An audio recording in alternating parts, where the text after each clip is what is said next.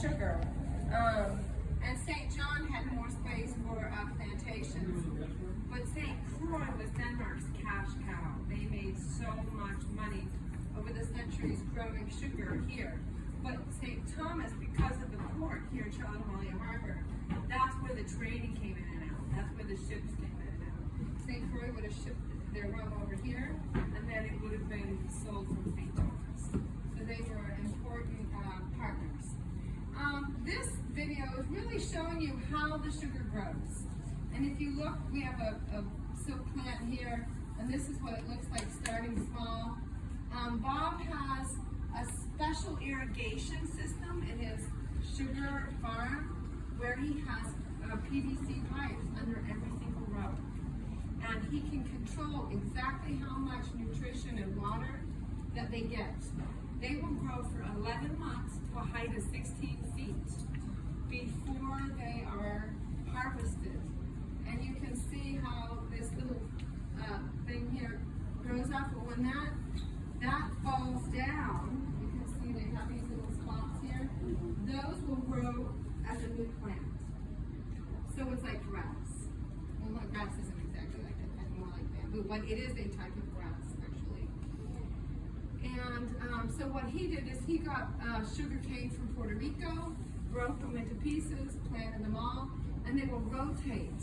So all year long, they will have a section that they can harvest, and they're going to press the juice out of the sugar cane, and they'll take that juice and they're going to ferment it and distill it, and that will be a small batch of rum.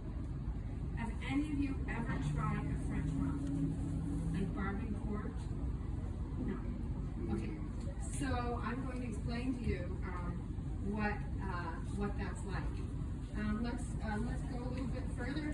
If you lived in St. Croix and you wanted to be a little entrepreneurial with your pickup truck, you could go to him and buy sugar cane, put it in the back of your truck, set up shop on a street corner with a little generator, and you put the sugar cane in here, the juice comes out. People will buy a cup for $5 or $10, a fresh pressed juice. And it's one of the most popular drinks that you can drink on St. Croix, and it's fresh. All right, well, look at these photographs here. Have any of you heard of St. John? Yes. Okay, so this old factory is at the Camino Bay Plantation. That was a plantation that Lawrence Rockefeller fell in love with when he sailed past with his wife Mary 60 years ago, maybe a little more than 60 years ago. And so he had people buy 70% of the island of St. John, and they donated the land to U.S. Congress and made it into a national park. It's called the Virgin Islands National Park. And he kept 150 acres for himself, and he turned it into a Rockefeller resort. And this past year, the end of that use was finished, and it's turned over back to the Park Service. Okay? And so what you have, and an example is you had sugar farms all over growing sugar, but every neighborhood might have one factory. And to have a factory, you need a place, preferably on a hill where you could have wind turning your windmill. Because if the wind wasn't good, then you had to have mules and ox turning the gears, and that was very labor intensive.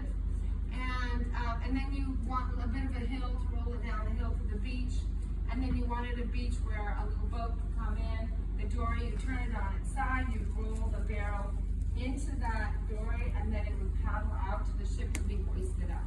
And that's how they processed it back in the colonial times. They had deforested the island, so what they used to create the fire to reduce the sugarcane juice down to sugar was the leftover of the sugarcane. You see this? That's where they cut it and they're burning it. And we call that bagasse. Bagasse is also the name of the pressed sugarcane material that they use to make Whole Foods little food containers at the buffet. You know, when they disintegrate really fast.